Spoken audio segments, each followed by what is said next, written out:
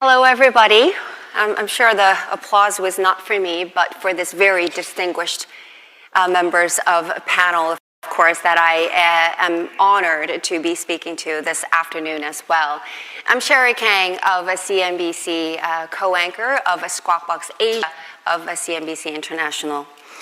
When I got this, the request to moderate this panel, it was such a big question, and it just felt like it's a lot of a doom and gloom. But I don't think that's really the case. And I'm going to try to sort of get some color on where these leaders are thinking about in terms of Asia's century, how that model is being disrupted, how it's evolving. So that is really what we are trying to do here this afternoon. Couple of things that I need to go through here. If you're taking this experience with the panel and the World Economic Forum, if you're taking it to social media, the hashtag AMNC25 as well. And I'm going to just go through, I'm going to introduce this very distinguished, highly distinguished panelists first, and I'm going to start with Minister of Industry and Entrepreneurship of Development, Sri Lanka, Mr. Sunil Handuneti.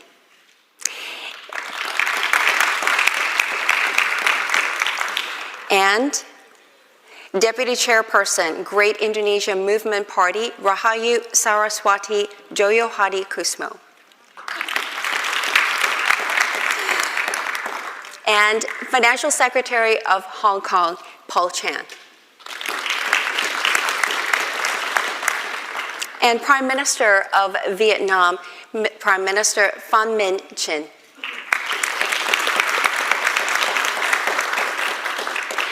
And we actually have the privilege of hearing from the Vietnamese Prime Minister himself.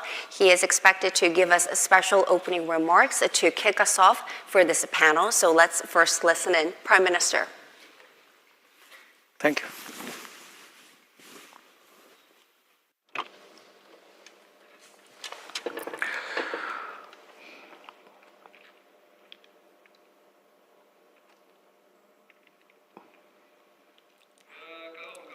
Distinguished delegates, a good afternoon to you. It's a great pleasure for me to attend the forum today. I would like to extend my gratitude to the World Economic Forum and the People's Republic of China for having invited Vietnam for the third year on and to the New Champion annual meeting in Tianjin, China. We're living in a turbulent and uncertain world. Politically polarized, economically decoupled, institutionally fragmented, developmentally divided, as the income gap grows between the rich and the poor. The question here is Asia facing challenges and adversities? The answer, yes. And not just yes, but also many. Asia is facing major challenges and risks arising from geopolitical tension, protectionism, inflationary pressure, growth decline, natural disasters, and epidemics, especially after COVID-19, climate change, resource depletion, aging population, social instability, cybersecurity, and conflict, among many others. But does Asia have opportunities and good tidings? Another question. And the answer is yes. And not just yes, but also expanding and wide open. Given its geostrategic location, its vast and young population, its huge market, its strong economic growth prospects, its advancing middle class, with poverty being increasingly a thing of the past. It also has an infrastructural, public service, finance, and banking system going from strength to strength, from maturity to maturity, an increasingly stable social framework, and most of all, Asia is endeavoring to advance in harmony with the rest of the world and contribute to peace, stability, and prosperity in the world. So, does Asia have faith and hope? The answer? We cannot do without it. Asia has a strong political, economic, societal, and cultural foundation. It has half a century of tireless innovation and integration, through which it has accumulated the kind of strength, the kind of power, the kind of mettle, and the kind of experience necessary to overcome all crisis and risk. We are confident that Asia shall stand in solidarity and cooperation. It will stand strong. It will act together to build strong and develop together in shared benefit, to leave no one behind. Distinguished guests, ladies and gentlemen, to quote the General Secretary of the Communist Party of China and President of China, His Excellency Xi Jinping, the wave of development in the Asia-Pacific cannot be resisted, and the rise of the region cannot be hindered. We are confident that Asia is endowed with sufficient foundation and groundwork to continue growing, advancing, and claiming its position as the bedrock and engine of growth in the global economy. What are these? The strong internal power, the perseverance against all odds, and the particular culture that create the core value of an adaptive, dynamic Asia as the epicentrum of growth. Asia is the gathering of the most dynamic, the most innovative, and the fastest growing economies in the world. It is the largest consumer market on the planet, with 4.7 billion people altogether. It accounts for 60% of global internet users and 40% of global tech unicorns. In this journey, China, as the second largest economy in the world, plays an especially important role. Given its global influence, China is expected and trusted by Asia to continue to be an important pillar to shape growth along with the rest of the world, as a driver of connectivity and a leader of ideas to build a future and to exhibit its responsibility as a major power in times of trials and tribulations. Ladies and gentlemen, to build an Asian century of wealth, of affluence, of prosperity, and sustainable development, I wish to propose 5 pioneers that are of strategic significance to Asia. Pioneer 1, in steadfast pursuance of peace, stability, cooperation, development, and protection of the fundamental values of international relations. It should actively engage, manage disputes, expand cooperation, and bolster links within and beyond the region. It must uphold multilateralism, respect international law, advance international solidarity and cooperation, and bolster political trust for Asia to truly become a reliable pillar of support for the world. 2, it should pioneer in the development of science, technology, innovation, digitization, green transition, circular economy, and the sharing economy, among many others. It should focus on creating the foundation for breakthrough, inclusive, comprehensive, and sustainable growth. It must shift from being the factory of the world to a global hub for innovation and digitization. 3, pioneer in value chain integration, economic linkages, and global economic integration. Asia must lead the new game and the new journey in which we travel, we work, we arrive, we enjoy, and we win together in the spirit of harmonizing benefits and sharing risks. 4, pioneer in advancing entrepreneurship, innovation, and business development. It must create opportunities for the young, for SMEs, for startups, so that they can gain equal access to what the continent has to offer and the benefits of the connectivity that the World Economic Forum has to offer. 5, pioneer in promoting cultural and social links to ensure that human beings are at the heart of all policies and strategies for development. It must respect differences and unity in diversity.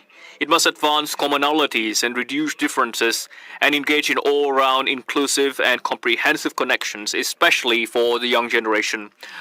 Ladies and gentlemen, to these ends, Vietnam proposes two ideas. One, to establish an Asia Innovation Network to make full use of the World Economic Forum and China's leadership in linking research institutes, universities, and businesses. Two, to create an Asia Innovation Information Portal as an online platform to provide concrete and effective support to SMEs, startups, and the young generation.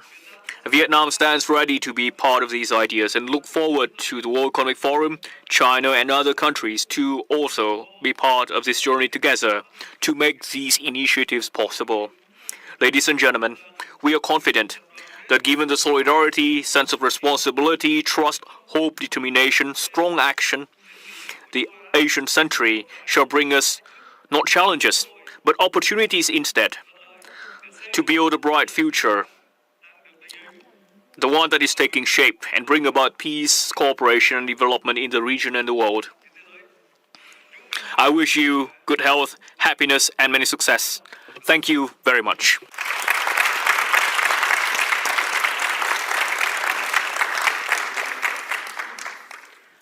Thank you very much, Prime Minister. And as you just settle down here, I do want to just sort of go through the stage, sort of get their reaction to what's going on in terms of the geopolitical complexity. And I do want to start with the Minister of Sri Lanka first.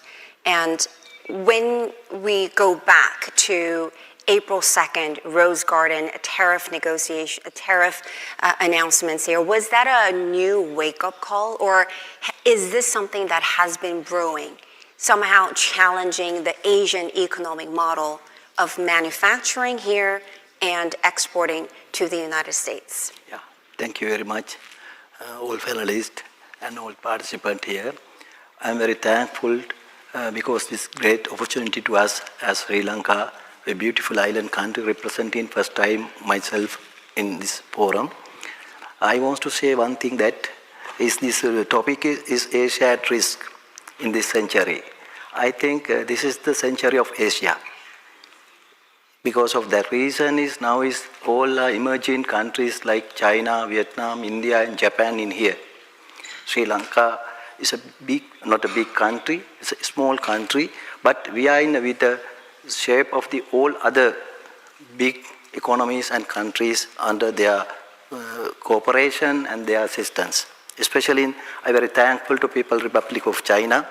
We are with the cooperation of BRI, with the relation with our port city, our ports, and all us now is contributing with the China. Any other thing is that we want to identify several factors could hinder a delay of full realization of what is going on in the Asian region, especially in the economic slowdowns in our countries. Other thing is the geopolitical risk and the demographic challenges, environmental threats, and internal political dynamics all represent, these are present in that hide in our capacity. For example, economic slowdowns mean this era is economically, we find out that there are so many opportunities to us as countries like our old countries. But these several internal disputes and the external issues are hiding our capacity, hiding our strength, and that like in our countries there are identifiable geopolitical risks, especially with this ongoing war. Ongoing war is delay our successes, especially in the China, India, even in the Pakistan and India, there was some issues, and the regional conflicts. Also tension of this South China Sea, like that, should be resolved. Other thing is that demographic challenges, aging population is high risk of the Asian countries. Right. Not only. Yeah, and I just wanted to get your thoughts on does this somehow bring Asian countries in the region a little closer together? Because there has been a lot of talk about new form of globalization. Sure, Asia has benefited from globalization for decades now. The model that actually has benefited the region greatly. Is that being challenged? I think that is really the question. And perhaps you can pick up on that angle as well, Sarah. How does Indonesia fit into this sort of new world order that we're thinking about and spending time talking about here? Would you like him to continue Sure. first? Sure, I think you can give the answer. We'll because definitely come back to the minister. Don't worry about it. Indonesia as an example.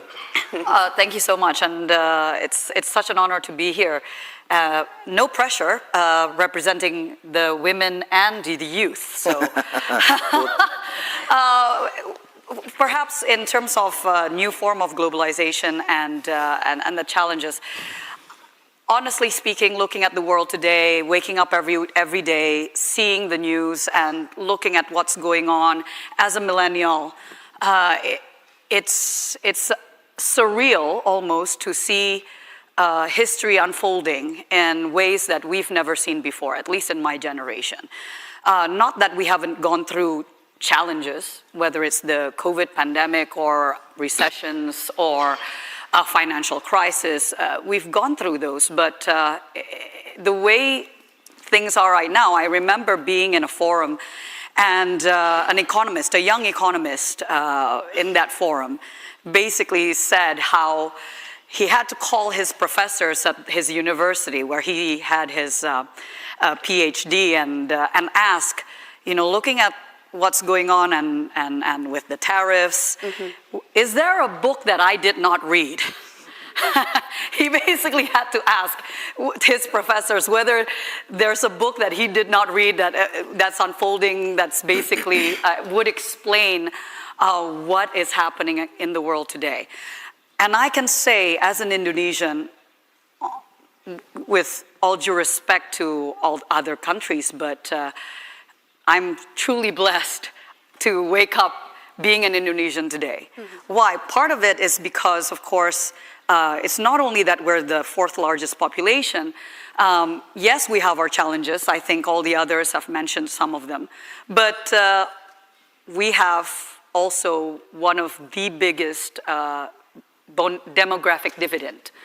With 72% of our population productive age, 53% are Gen Zs and millennials. So in terms of opportunities, and the Prime Minister mentioned faith and hope, we have plenty. Yes, we have our challenges again. Education, our IQ on average is 75.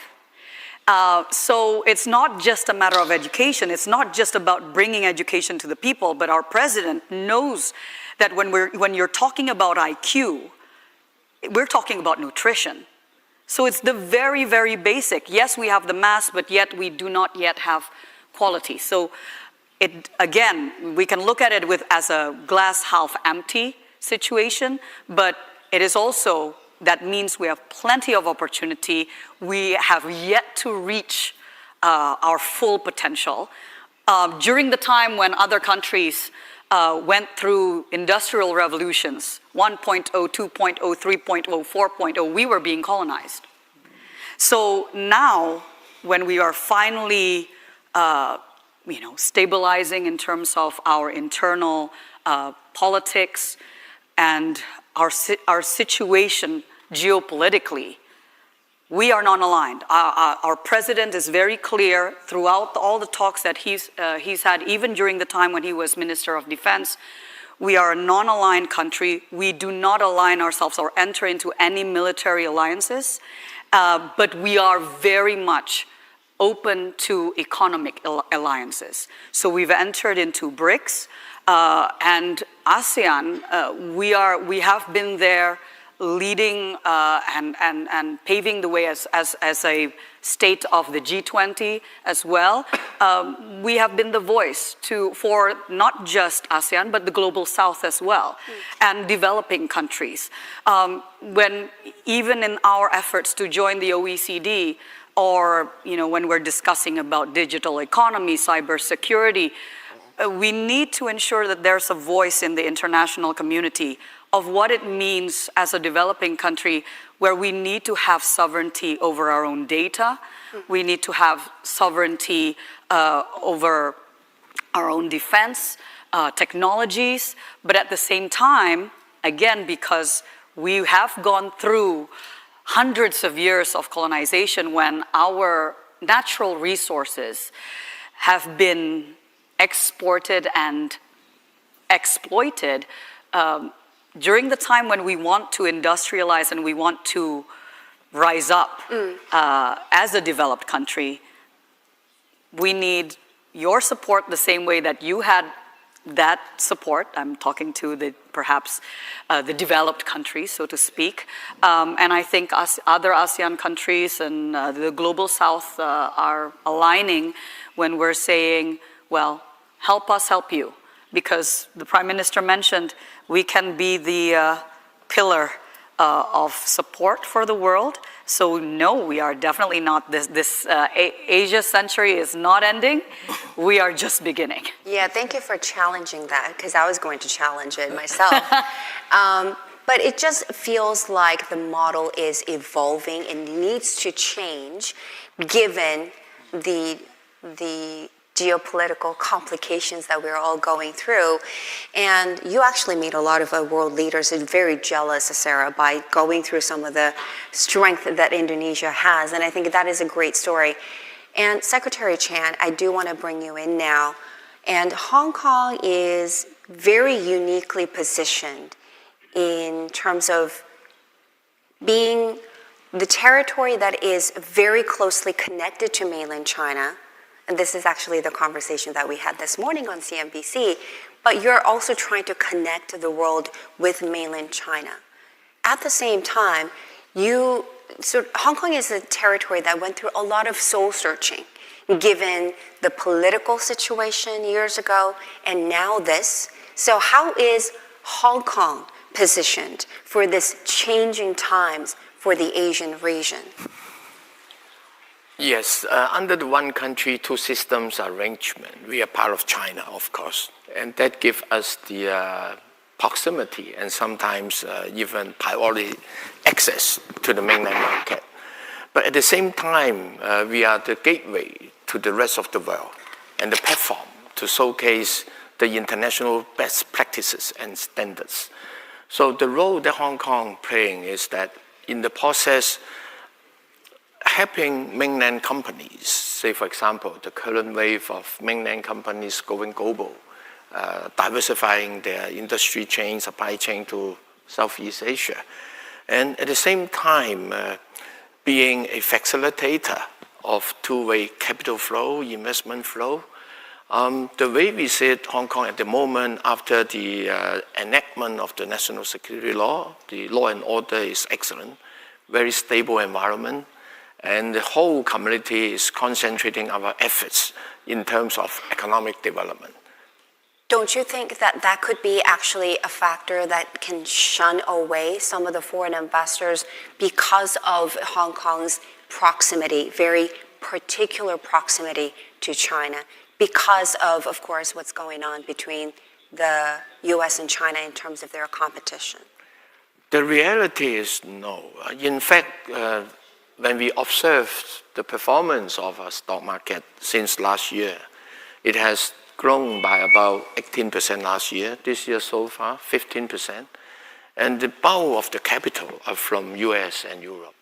So the investors do use their capital to cast a vote as to the confidence in our part of the world.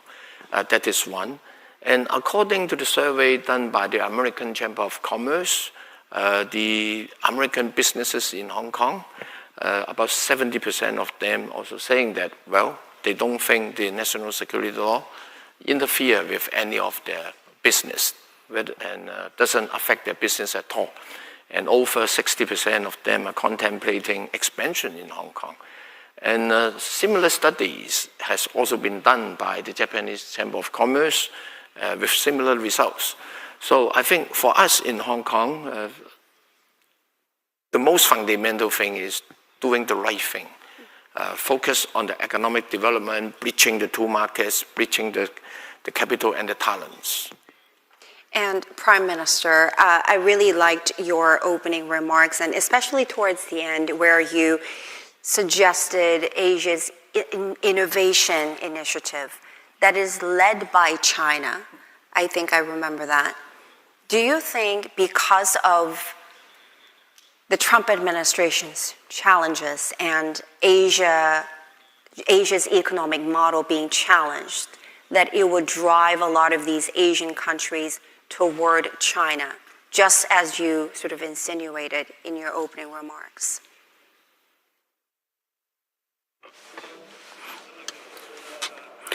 Thank you for your question. But it's very hard to answer. Very good question, very hard to answer. I think we have spent a lot of effort to establish a world tariff order grounded in WTO rules. Recently, the Trump administration's tariff have created a pressure and challenges for many countries, including Asian countries. Because tax and tariff policies also affect the interest of producers, countries, manufacturers, businesses. But I think that we are growing more used to risk, more used to instabilities in the world over the past years. Let's take COVID-19, or climate change, or cybersecurity, as is prevalent today. These issues can arise at any time without warning, and we should be ready to receive them. Because in life, there is joy just as there is sadness.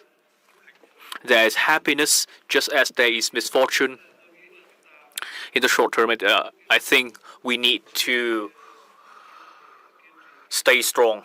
We need to persevere with our target, our goal of development for peace, cooperation, and development, for happiness and well-being for our citizens, for social progress and equality, to leave no one behind. That should be our compass to address arising challenges. So I believe there are risks. But on top of that, there are also opportunities. We have an opportunity to look at ourselves, to look at how the world is evolving, to look at how we should restructure our economy,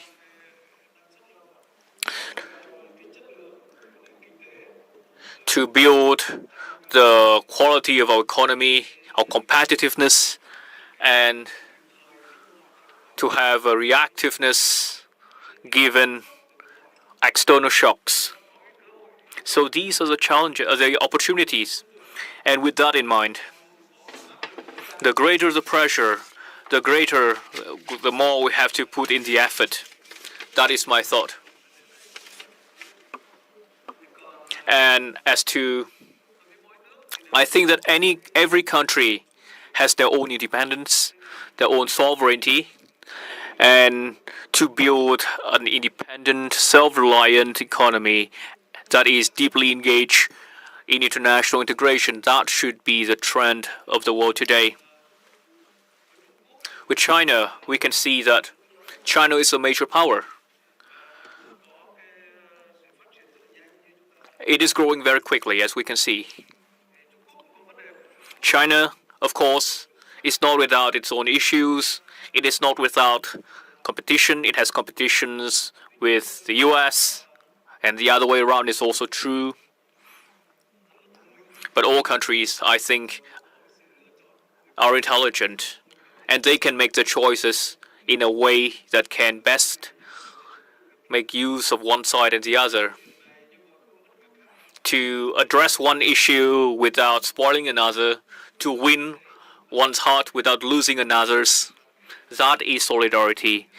That is done through upholding multilateralism, to uphold the core value of each nation. That has been the success of countries in Asia. And when we build this, there has to be leaders, there has to be a locomotive, there should be an engine, and there has to be sacrifices too. And I think that countries will choose the right way in a manner that would benefit their country, benefit the region, benefit Asia, and benefit our world, so that we can have a better life, we can love each other more, and we would have, that would be the value brought about by international cooperation to each and every of us, to bring better material and spiritual enjoyment to all of us. I think that is a choice we'll all make. Vietnam's deputy prime minister just a couple of hours ago, and I'm going to try again because this is the elephant in the room, and somebody else will ask in the Q&A session if I don't ask you the question, Prime Minister, so I have to ask you, are you in communication with the Trump administration regarding tariffs? Are you talking to them? Do you have plans to meet?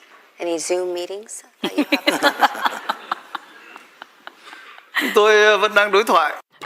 We are still keeping in contact with the Trump administration, and not just now. We have always been in contact and communication with the Trump administration because the U.S. and Vietnam share a history, a profound history that is unique to us and not seen in any other country. For example, we had a war that lasted for 30 years and an embargo that also lasted for 30 years. So it's impossible for us not to remain in contact, but our contact and our communication is aimed at positivity. We place the people at the moving status, at momentum, and we are looking at things in a positive attitude so that we could move forward and we could develop. So we remain in close contact, frequent contact with the Trump administration and the U.S., and our aim in their communication is to bring about peace and cooperation and development, as well as social progress for humankind, for the region, and social welfare, so that we do not leave anyone behind. Therefore, the contact and the communication between us and the Trump administration is frequent. And after the event on the 2nd of April, in addition to other normal activities, there is this discussion on tariffs.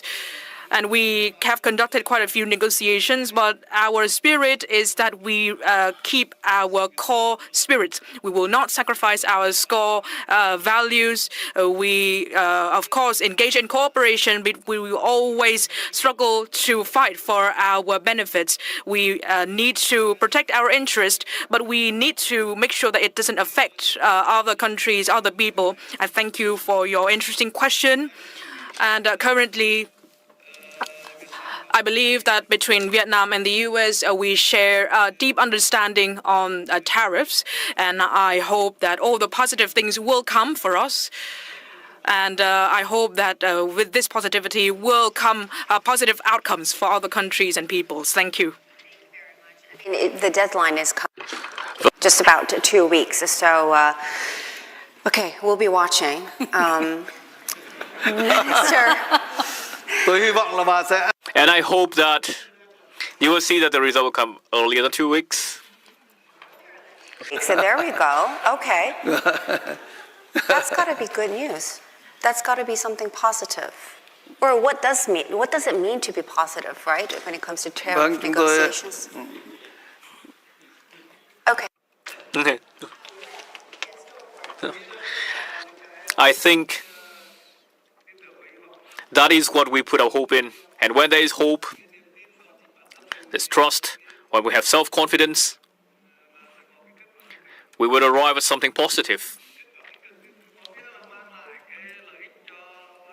And that will bring about benefits to the US, to American consumers, to us, and to all of us present here today, to all countries around the world. That is what I mean by positive. I think I made another headline with the WEF panel. There we go. I do want to pivot to sort of this different layer, because we spent a lot of time talking about fragmented manufacturing and tariff negotiations, and I'm sure many of you spent a lot of time talking about technology and what that does to sort of the future of Asian region and so on. But I do want to bring in a different angle here, and that is soft power. Minister Handinati, given the cultural heritage that Sri Lanka has, and I come from actually the world of K-pop, so very proud of that as well. But just walk us through what you think in terms of the importance of soft power, because that could actually bring in different level of understanding between different countries and different regions as well. And Asia is an emerging star in all this. Yeah, but it's a problem. I was to raise this. All our 4 countries has a capability of the tourism. Sri Lanka was a destination of the best tourist destination. Not only that, Exactly. Indonesia, Hong Kong, Vietnam, and even China. All our countries' potential is the tourism. We are in the heart of the center of the Indian Ocean, Sri Lanka, beautiful country. But there was so many problems, issues regarding the past few decades, drugs, human trafficking. Within all these are in the problems raised in the tourism. We are now facing with the problems like that. Okay, it's not for the distribution through the Indian Ocean, all other areas also. Now we have to have a collaboration with all our countries to overcome these difficulties. All our countries are very beautiful countries, because it's not like comparing with our other regions of the world, but we have a natural potential, not only Sri Lanka, India, and other countries. But the problem is that, one thing is that, other thing is the migration of our workforce, mobility, from Asia to other regions. We are with the free education system. In Sri Lanka, totally the free education system. From level of the primary level up to graduation. But we are manufacturing, and we are the skilled laborers, highly skilled laborers, but they are moving from our countries to the Europe, the West. We want to get the potential benefit from that, our young generation. As I mentioned earlier, the aging population is high in our countries, but we have no opportunities to younger people, younger generation, with this new era. Yesterday, in Chinese delegation mentioned it very clearly that AIization. This era is AIization era of our region, Asian region. Now this AI technology, digitalization is the main task of our countries, in Sri Lanka also. When with these potentials, if we have identified really with our people, benefit to the people. I want to say this thing, in Sri Lankan new government with the Chief President Anukumar Disanayake, we are now formed 21 cabinet ministers, only that. We now in the government with the free, all are with the corruption. Corruption-free country now, Sri Lanka. I can give the assurance now to the all investors.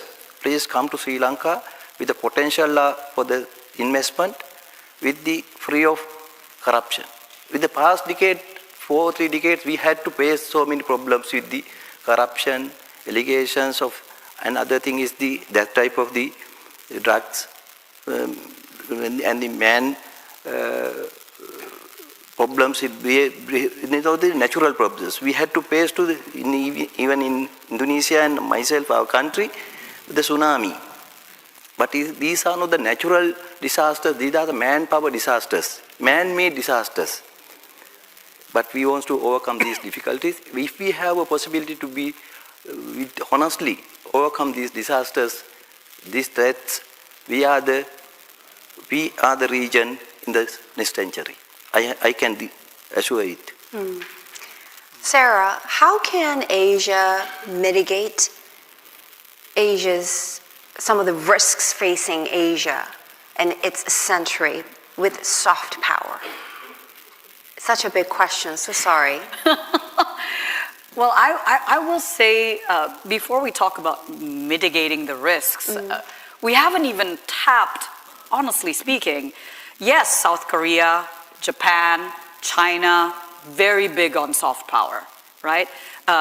Japan, it can be tourism, culinary.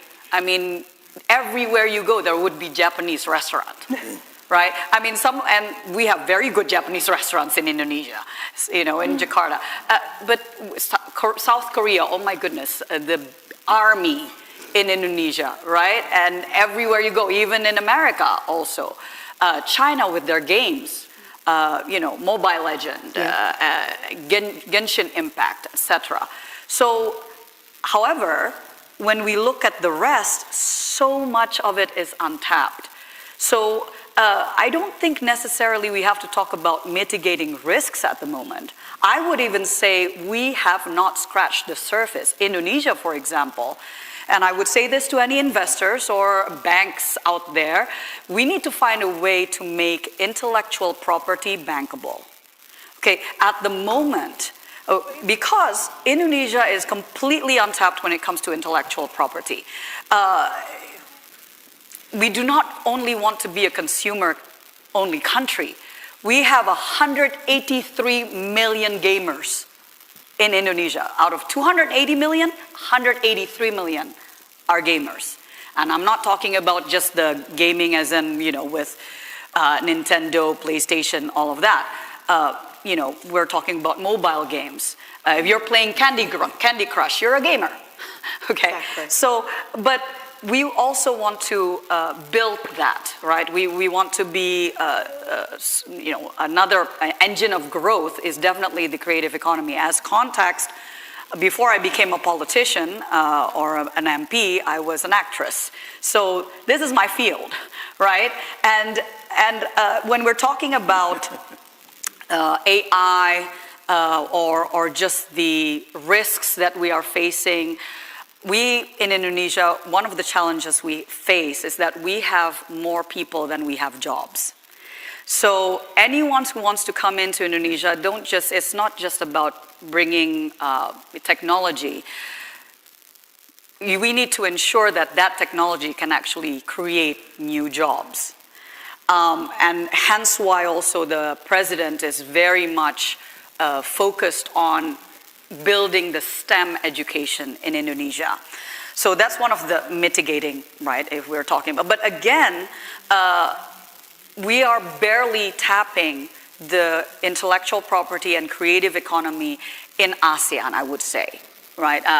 And it's not just about tourism, it's all of the sectors.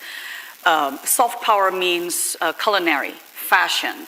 I'm wearing Indonesian batik. Batik, if you trace the trade in the olden ages, we were even influential to the African continent national wares that they have there. It's also through the trade that happened, and it came from batik. So there's that soft power as well, right? And I think Asian countries need to start waking up to the new generation of engine of growth. It might not look the same, in terms of the industrial. Yes, we still have our natural resources. Indonesia is still #1 in nickel production. And if we're going into the green energy, Indonesia is right there. We can be the green data center hub, right? Because of how much ocean we have, the reservoirs that can be covered with solar panels, for hydro, for all of the green energy. But again, one of the things that I think a lot of the leaders, and I do not blame them because, again, the same with Indonesia, we need to build our talents. And it goes back to nutrition, which is why the free meal plan is one of the, or could be the #1 priority of this administration. We're feeding 82 million children and pregnant mothers and lactating mothers, because if you're talking about building your people, it needs to start with nutrition. Thankfully, our rice reserve is the highest since the founding of our republic at the moment. We have more rice than ever before, and we will be exporting to Malaysia as well. But again, soft power, untapped. Whether it's culinary, fashion, music, film, games. And I'll end there rather than taking up all the time. And we'll definitely go back to you. You get me passionate about this. Yes, I knew this question will do that to you, Sarah. Secretary Chan, Hong Kong went through this sort of a branding reset over the last few years, and that was perhaps a recognition the importance of a soft power. So talk to us about that. And how important is it for Hong Kong to have its soft power that is unique to Hong Kong? Hong Kong's soft power, I would say, very strong. I mentioned earlier about the one country, two systems arrangement in Hong Kong. What does it mean by two systems? Number one, we are practicing common law. Our judiciary exercising decisions independently. We are a free port. Information, data, capital, talent coming in, going out very freely. And, you know, this is a place, east, west. We have a very strong expatriate population. Say, for example, the international school education in Hong Kong. We have 50 international schools covering curriculum from the US, the UK, Italy, France, German, Swiss, Korea, Japan, Singapore. So that demonstrates the diversity of this city. And we, all along, has been a very open, free, and diverse community. That is the fabric of our society. Prime Minister, I'm going to give you 1 minute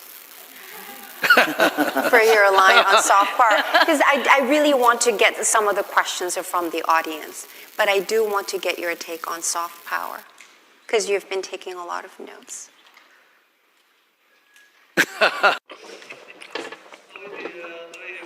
I understand soft power to mean making good use of hard power in the first place. Soft power in Asia or for each country means making good use of our differing strengths and our superior opportunities to create value added. Our soft value, I understand it a little bit more broadly. It means to build a right direction, a right line of action for the development of a country. It also means strength in institution. That is also soft power. And that can turn into competitiveness if we can build our institutions right. The heroic history of a country is also its soft power, such as the Vietnamese nation. Every time challenges arise, every time risks arise, we stand together, we stand as one. We harness, we tap into that wellspring of national power. And fourth, that is solidarity. That is also soft power too. The leadership of a political party, that is also soft power. And that means a party chosen by the people. And sixth, soft power also means the aspiration to contribute by the young generation. That is also part of the soft power. And we should tap into the strengths of people, the businesses. That is soft power too. And I do want to give, I'm going to turn to the audience for questions. I shouldn't be the only one asking questions. There we go, and then we'll get to you. Yes. Thank you very much. Hello. I'm from Beijing Daily, and I also want to ask a question to Prime Minister Pan Ming-jen.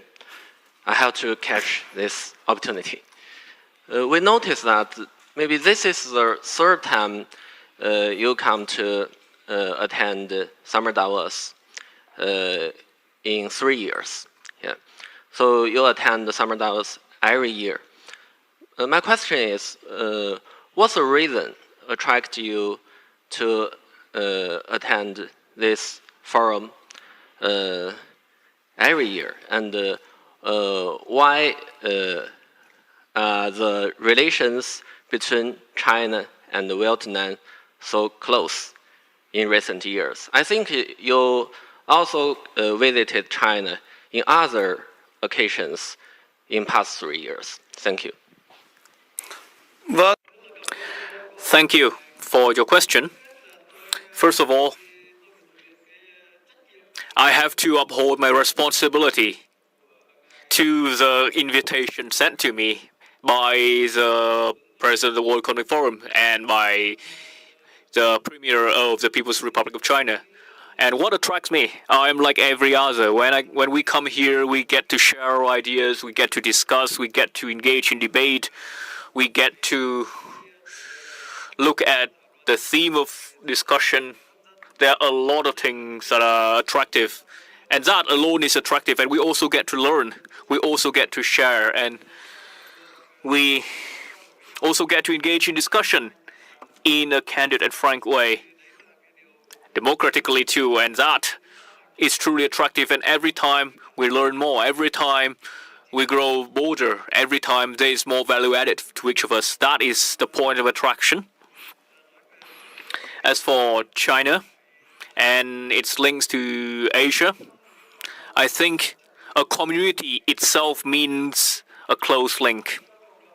Within a community, of course, there are those who are strong, there are those who are not so strong, and in principle, in morality, as in life, the strong should help the weak in life and in development.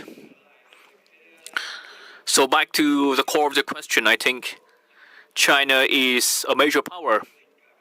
In area, in population, China has forged ahead. It has completed its centenary target.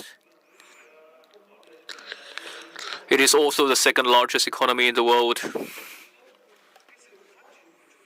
China's development, therefore, without Asia, would not be where it is today. Without trade partners, China would not be where it is today. China alone, of course, can grow. But if China is to be where it is today, it owes to itself to Asian partners. And when China has developed, I think in every of us, there is an instinct to help your fellow man. When you have received help from so many people, you have grown stronger. Then it is your responsibility, you owe it to them to give back to those who have helped you to grow so strong. And that is a core, fundamental value of what it means to be a human being, what it means to be nations around the world. That is the value that we in Asia hold, that we are very discreet, yet we are very faithful and responsible. I hope that answers your question. If you are not satisfied, please give some more questions. Before we get to you, make sure that I get this right. So you're saying China without Asia, without its trading partners that it's been working with for many, many years, it won't be where it is today. It is China's responsibility. China owes it to the trading partners in the region to lift up their growth now. So is the future of Asia sort of in the hands of China?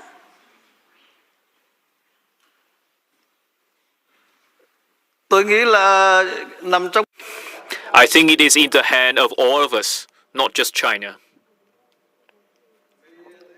Because the world today is the world is flat, and the development of this country is dependent on another country. And what has happened recently have been global, whole of people, comprehensive. No country can address them alone, not even the US, not even China. So there has to be cooperation. And when there is cooperation, that means no one can handle things alone and no one can decide things alone. The missions of the world, we need to stand in solidarity. Only then would we be able to ensure peace, cooperation, development, and fair competition, progress, and equality among nations. And only that way would we be able to foster growth in this world. Only then would we have peace, we have happiness, and when we come together, we would have joy to see each other. We can smile to see each other's face. That is what we gain in a forum such as we have here in Tianjin. I want to get to you next. Thanks for waiting. Thank you. My name is Klaas Neumann. I come from SAP. This is Europe's largest software company and also, meanwhile, Europe's most valuable company. And I have also to say I love WF. I was sitting next to Sarah in the plane, I recall that, and next to Minister Hanunet during the dinner. I have a question also to you, Honorable Prime Minister. Because we have just invested in Vietnam in an R&D lab, and we are formally opening this on 5th of August. You are heartily invited with your ministers to come for the opening. But when I listen to other companies here who have invested in Southeast Asia, also in Indonesia or in Vietnam, there is quite a concern about, is there enough talent for the innovation drive? Because you spoke in your keynote about innovation being the next thing, specifically in Southeast Asia. We believe in this. We really would like to hire hundreds of smart engineers in Vietnam, maybe also in Indonesia, and we spoke about Sri Lanka too. But we have, of course, concerns whether the talent pool will grow fast enough. Will it grow as fast as it grows in India or in China? This is my question. Thank you. Vâng, câu hỏi của ngài thì tôi nghĩ. I think with your question, I think that you make a lot of sense to ask this question. When you mentioned when we have investment, we have to pay attention to added values.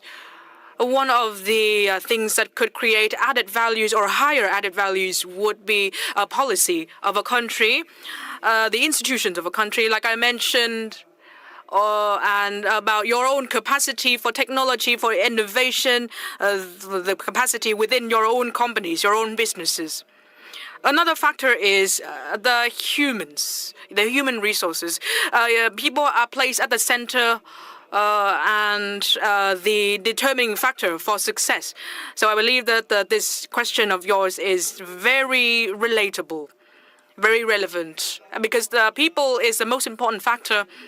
I hope that if the European people or the US people, the American people could do it, the Asian people could also do it. In reality, there might need to be more time, and the level for talent is maybe a little bit different, but you need to have faith that the Asian people, as well as all the other regions, are very talented. And there would always be a need for support for these people to harness their talents. We need to create the favorable conditions so that they could overcome their challenges and fully harness their talent. Whatever the European people could do, the Asian people could also do the same. Please rest assured. As for the Vietnamese people, we also have a training program. For example, the AI chips. In the coming years, we are going to train over 100,000 engineers in AI chips or other training facilities specifically tailored for your needs in terms of human resources demand. So please rest assured in our capacity. I'm not sure if I satisfied your question.